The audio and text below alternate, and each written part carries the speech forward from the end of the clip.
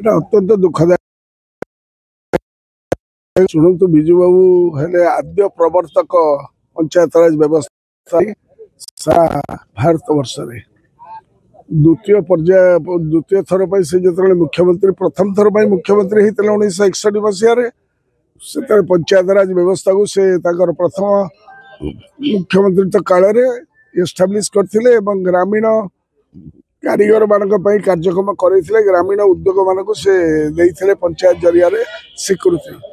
ଏବଂ 90 ମସିହାରେ ଯେତେବେଳେ ସେ ହେଲେ ଦ୍ୱିତୀୟ ଥର ପାଇଁ ମୁଖ୍ୟମନ୍ତ୍ରୀ, ସେତେବେଳେ ସିଏ ଏମ୍ପାୱରମେଣ୍ଟ କଲେ ୱିମେନ୍ ମାନଙ୍କୁ, 1/3 ରିଜର୍ଭେସନ ଦେଲେ ମା ମାନଙ୍କୁ ଏବଂ ତ୍ରିସ୍ତରୀୟ ପଞ୍ଚାୟତରାଜର ପ୍ରବର୍ତ୍ତନ କରିଥିଲେ। ତା ପରବର୍ତ୍ତୀ ତ୍ୱରିତମ ଏବଂ 44ତମ संविधान संशोधन आसला, जहाँ राजीव गांधी समय होता।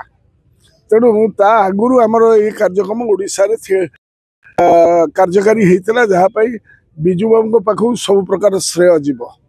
तेणु बिजू बाबू सारा भारत वर्ष जो प्रवर्तन आनी एम्पावरमेंट टू द पीपुल, लोक हाथ को शासन जो डोरी दबाटा त्रिस्तरीय से कार्यक्रम बिजू बाबू ही करते। ना जाति धर्म दलवर्ण निर्विशेष कार्यक्रम चली आसला। 95 ରୁ 2000 मसीहा कांग्रेस सरकार था।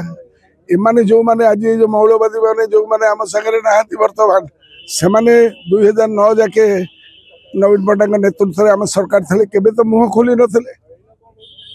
किंतु वर्तमान 2 दिन आगुरी ए कार्यक्रम करिवार माने कोन? 2024 मसीहा डायरी एवं कैलेंडर रे तमे डिक्लेयर कलो, ए वर्षर डायरी एवं कैलेंडर रे तमे डिक्लेयर कलो एवं एभली कोन हेगला जे 5 तारीख आगुरु 2 दिन आगुरु ताको छुट्टी घोषणा को बंद कर दल। आ द्वारा तमे जो हीनमान्यतार परिप्रकाश करिसथि ताहा केबे ओडिया जाति क्षमा दब नहीं।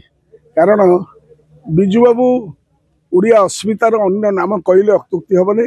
ओडिया वीरत्व, ओडिया स्वाधीनता संग्राम जदि भाग्य डोरी किए धरी गांधीजी सहित जे जेल रही थे, गांधीजी नेतृत्व में जी कि सेकेंड रैंक रुणा आसफ अली, राम मनोहर लोहिया, जयप्रकाश नारायण को से सहर को लुचेकिना नहीं पठाऊले। जो करवा मरर आंदोलन 1942 डाकरा समस्त जेल को चलीगले। देश अंधकार भितर जाइला, ब्रिटिश दमन लीला चरम सीमार था। से जीवन को पानी छड़ेकिना रॉयल एयरफोर्स रे थे से भारत वर्षर स्वाधीनता पाई गांधीजी नेतृत्व में उद्बुद्ध हो से कार्यक्रम करुले, जो धरा पड़ी से सबुदिन कारावास को जाते। देश जदि स्वाधीन न होता बिजू पट्टनायक कौ जेल अखोजा ओलड़ा होना मरी था कि कला पानी था। ये व्यक्तित्व जहाँ मर शरीर उपर 3टी देशर जातीय पताका पड़ी था। गोटे है रशिया, गोटे है इंडोनेशिया आ गोटे भारत तिरंगा पताका। एमानकर दल आकर जेते नेता अच्छा कौन कंट्रीब्यूशन, कौन बलिदान, कौन अवदान नहीं देशर स्वाधीनता संग्राम में। एमाने बेईमानी करुले। आंक पाखे ओडिशा रे बर्तमान कौन से नेतृत्व नहीं जो नेतृत्व को से देखई पारे बिजू पट्टनायक समकक्ष। देशर सर्वोच्च सम्मान पाई